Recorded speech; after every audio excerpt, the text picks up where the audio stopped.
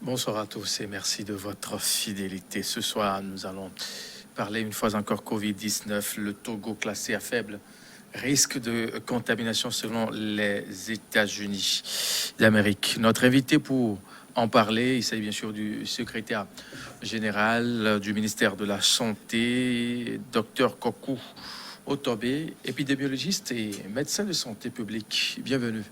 Merci beaucoup, bonjour Mathieu, bonjour chers Bonjour. téléspectateurs. Alors, le Togo, toujours à pied d'œuvre pour venir à bout à cette pandémie qui traverse plusieurs pays à travers le monde entier, classé pays à faible risque de contamination à Covid-19. C'est bien vrai ça? Oui, c'est vrai que le Togo est classé pays à faible risque de contamination. Au regard de l'évolution de l'épidémie dans notre pays, on peut le dire. Et cela s'explique. Cela s'explique si on se rappelle qu'au début de l'année, on a connu une vague de transmission, forte de transmission. Au mois de mars, à la semaine du 29 mars, on a atteint un pic avec plus de 1800 cas au cours de cette semaine. Et progressivement, on a assisté à une baisse des cas et cette tendance se confirme. Sur les 3 dernières semaines, nous sommes à moins de 100 cas par semaine. Et alors qu'au cours du mois de mars, on était dans les 150 voire 200 cas quotidiennement. Donc cette tendance à la baisse se confirme. Et au niveau de la proportion des tests positifs, au mois de mars, on était autour de 9 tests positifs sur 100 tests. Au jour d'aujourd'hui, nous sommes autour de 1,2 tests positifs sur 100 tests réalisés. Cela montre que la transmission est très faible au niveau du pays actuellement. Nous allons nous intéresser aux facteurs qui ont concouru, bien sûr, à ce résultat-là qui fait aujourd'hui du Togo ce pays, un pays dans lequel on ne peut pas, enfin, il n'y a pas vraiment la contamination en masse en ces derniers mois. Il y a de cela 1, 2 mois, c'était pas aussi facile, mais ça a chuté. Quels sont les facteurs réels? Les facteurs, il y en a beaucoup, mais il faut premièrement saluer la bonne organisation de la gestion de la riposte, le leadership des hautes autorités de l'État, le comité de crise présidé par le chef de l'État. Il y a le comité national de gestion des intrants pour veiller à la bonne gestion de tout ce qui est acquis en matière de riposte de Covid. Le conseil scientifique qui donne des orientations pour aider le gouvernement dans la prise de décision, et la coordination nationale de la gestion de la riposte. Et au niveau du ministère, nous avons la cellule sectorielle de gestion de la crise qui comporte plusieurs commissions. Je vais me permettre de les énumérer pour qu'on puisse voir que c'est une gestion qui est bien organisée. Nous avons par exemple une commission qui s'occupe du laboratoire des diagnostics, une commission qui s'occupe de la prise en charge, une commission surveillance. Et vous allez voir que sur le plan du laboratoire, au départ, il n'y avait que l'Institut national d'hygiène qui faisait le diagnostic, mais rapidement, on a multiplié les centres de diagnostic. Au niveau une antenne a été créée à Kara.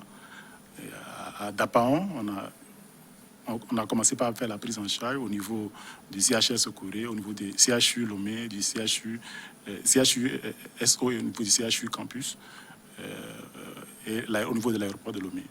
Donc, c'est vous dire qu'il y a plusieurs commissions qui organisent. Si on prend la surveillance de la maladie, il y a les équipes d'intervention rapide qui permettent d'identifier et de suivre les personnes contacts des cas qui ont été détectés. Il y a le suivi des voyageurs également. Tous ces aspects, si je vais donner par exemple le suivi des contacts au niveau du pays jusqu'à ce jour, on a identifié environ 42 000 personnes contacts, et sur ces 42 000, 99% ont été suivis et 95% ont été testés. Cela montre qu'un travail sérieux est fait. Dès lors qu'on dépiste quelqu'un, on cherche à identifier les personnes qui ont été en contact avec cette personne pour essayer de briser la chaîne de contamination. Donc, tous ces aspects sont très importants qui ont participé à la bonne gestion de la riposte. Donc c'est une gestion rigoureuse qui est organisée au niveau de notre pays. Il faut le reconnaître et le saluer. Alors, on sait aujourd'hui que les tests se font au fur et à mesure que la prise en charge aussi continue, mais on a comme l'impression que les chiffres, il y a un grand écart hein, quand on dit on fait 600 et quelques tests, on n'a que 9.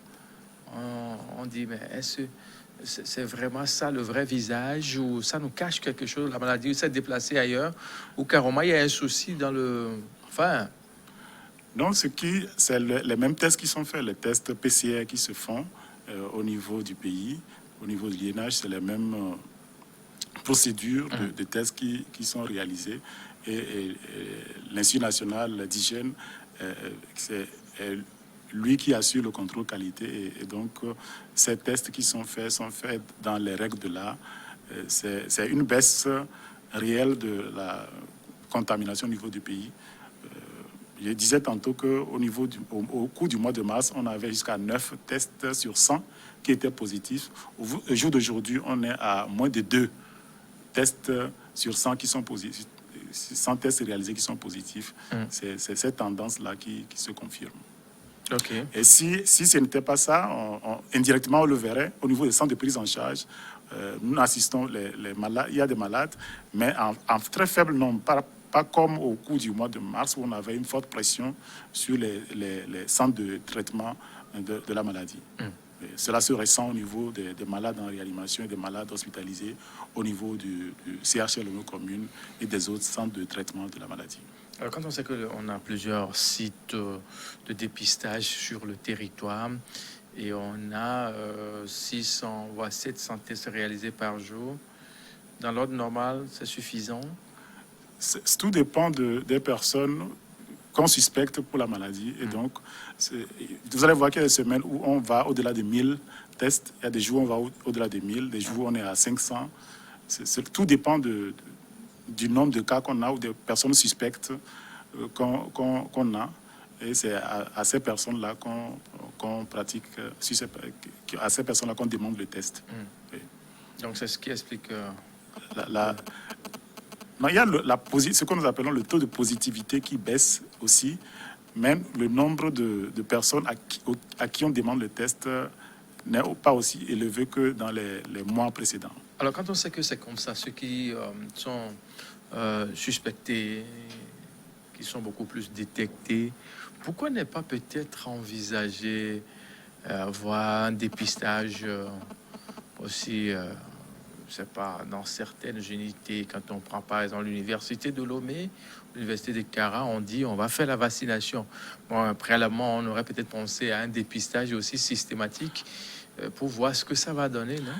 Non, on n'a pas opté pour ce dépistage systématique. Vous avez tellement des intrants. Cela n'aiderait pas. Mais ce qui se fait, il y a des enquêtes qui se font pour voir la circulation du virus dans le pays. Il y a des enquêtes qui sont faites au sein de la communauté pour avoir une idée de la prévalence de la circulation du virus au niveau du pays. Et cela aide également à orienter les décisions au niveau de la gestion de l'épidémie dans le pays.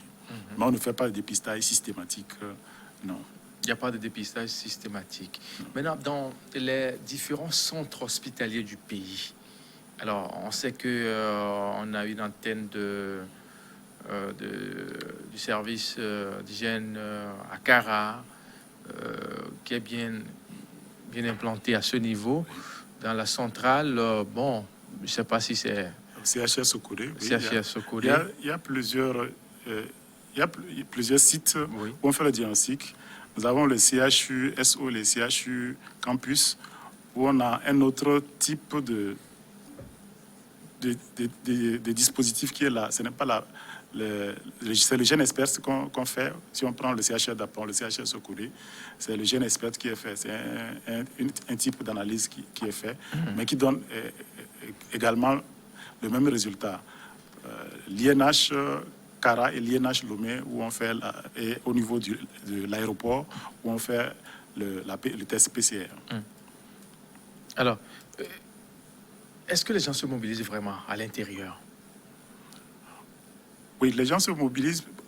Le système organisé au niveau du pays, il y a un système de surveillance épidémiologique. Dans chaque district, le système est bien organisé. Il y a des points focaux, des équipes d'intervention rapide qui sont là. Dès qu'on a une alerte, ils font une investigation pour aller examiner, voir le cas, les signes qu'il présente. Est-ce que c'est en faveur? Enfin, ils font un prélèvement et qu'ils acheminent vers le laboratoire pour qu'on fasse le test PCR. Oui. Donc, le même engouement est là, le système est là et est fonctionnel. S'il y a une alerte, ils font une investigation et vont vers le prélèvement, et qui permet de dépister, de découvrir de nouveaux cas. C'est vrai que c'est au niveau de Lomé, le Grand Lomé, qu'on a plus de cas, comme d'habitude. C'est de rares cas qu'on a dans les plateaux. Ces dernières semaines, on n'a pratiquement pas de cas dans la région centrale, Kara et Savane, mais c'est au niveau du Grand Lomé qu'on a souvent les cas. Entre-temps aussi, on parlait du Bamono. Qu'est-ce qu'il en est aujourd'hui? Il y a plus de cas dans Bamono. Bamono et Verton aussi. Non, ça va. Sinon, au niveau du pays, c'est vrai que un facteur aussi pour expliquer la baisse des cas, il y a 2 mois, on parlait il y a beaucoup de foyers, de clusters dans le pays au jour d'aujourd'hui. Là, au cours de la semaine qui est en cours, c'est un seul cluster qu'on a au niveau de Akebou. Il y a un collège au niveau de Odani où il y a 14 cas. 11 sont guéris, il y a 3 qui sont actuellement actifs. C'est le seul cluster qui est actuellement au niveau du pays. Donc, il n'y a plus de cas signalés dans les autres villes du pays. Non, il n'y a plus de cas. Alors, la prise en charge elle-même, dans tout son ensemble, comment est-ce que ça se passe aujourd'hui? Oui, la prise en charge, il y a les sites dédiés, les centres de prise en charge qui sont là et qui sont organisés et avec un protocole bien défini. C'est ce protocole-là qu'on applique. Et on sait aujourd'hui ceux qui sont les personnes à risque pour pouvoir les prendre en charge assez précocement. Et tout est bien fait.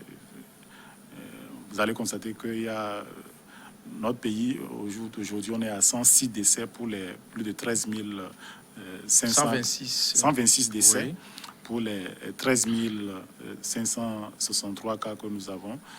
C'est ce qui fait une létalité de moins de 0,92%. Comparé au niveau africain où on est autour de 2,7%.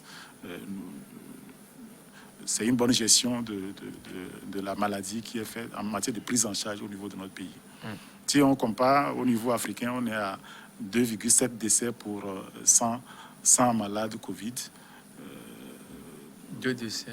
Oui, 2 à 3 décès pour 100 malades Covid qui décèdent en Afrique. C'est les chiffres de l'Afrique. Au niveau mondial, on est autour de 2 décès pour 100 cas de Covid. Alors, on sait que vous avez plusieurs sites de prise en charge. Ils sont toujours maintenus ou, au vu des chiffres, on a laissé tomber, renvoyer les gens vers le site de prise en charge de référence qui est basé à Kégué, qui est en pleine rénovation d'ailleurs? Oui, c'est le site de prise en charge de Kégué il est toujours fonctionnel. Il y a les patients. Le site a été réhabilité. Il y a l'aile nord qui est réhabilitée pour faire face à d'éventuelles flambées pour pouvoir prendre en charge les cas. Le personnel qui sert dans les autres sites est toujours en alerte au cas où il y a des cas pour pouvoir les prendre en charge. OK. Donc, ils sont maintenus. Est-ce qu'il y a des informations qui circulent, c'est là, qu'entre-temps, la prise en charge à l'intérieur, ce n'est plus vraiment ça, au vu de ce qui se fait à Lomé? Non, tous ceux personnels qui sont dans les sites de prise en charge, leurs compétences sont mises à jour pour qu'ils soient à même de prendre en charge les cas localement, sauf des complications majeures qui nécessiteraient que les patients soient référés sur Lomé. Les prestataires sont formés pour gérer la prise en charge normale des cas. OK. Donc tout va normalement. Au Comme jour ça d'aujourd'hui, se doit. tout va bien. Mais nous restons vigilants parce que en matière d'épidémie, surtout cette pandémie, on sait que les chiffres, nous sommes depuis 6-8 semaines en baisse. Nous avons une tendance à la baisse, mais nous devons rester vigilants. Parce qu'on voit ce qui se passe dans certains pays de la région africaine, où il y a certains pays font face à une hausse des cas. Oui. Et nous devons rester vigilants, surtout en se faisant vacciner, en continuant par respecter les mesures barrières, jusqu'à ce que nous puissions arriver à vacciner une bonne majorité de la population pour atteindre l'immunité collective, comme on dit. Ok. Alors, dans les hôpitaux, comment ça se passe?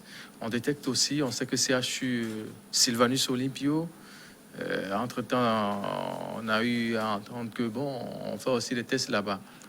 Oui, Ça oui. continue? Oui, on fait les tests. Ce que je disais, qu'il y a des laboratoires au niveau du CHU SO, au niveau du CHU Campus. On fait le test de dépistage dans ces structures-là. Ok. Cela se passe. Est-ce que les privés aussi sont sollicités dans cette démarche-là? Parce que, bon, si on parle aujourd'hui du Togo qui est classé parmi les pays à faible risque de contamination, bon, c'est peut-être que les stratégies sont bien ficelées, bien définies, qu'on en est arrivé à ce point-là.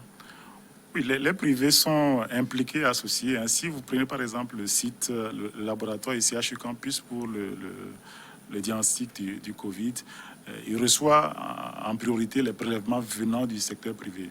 On a formé les prestataires du privé pour faire le prélèvement pour le test Covid. Donc, ils acheminent le prélèvement vers le CHU Campus pour pouvoir le faire. Donc, nous travaillons en parfaite collaboration avec le secteur privé. Ok.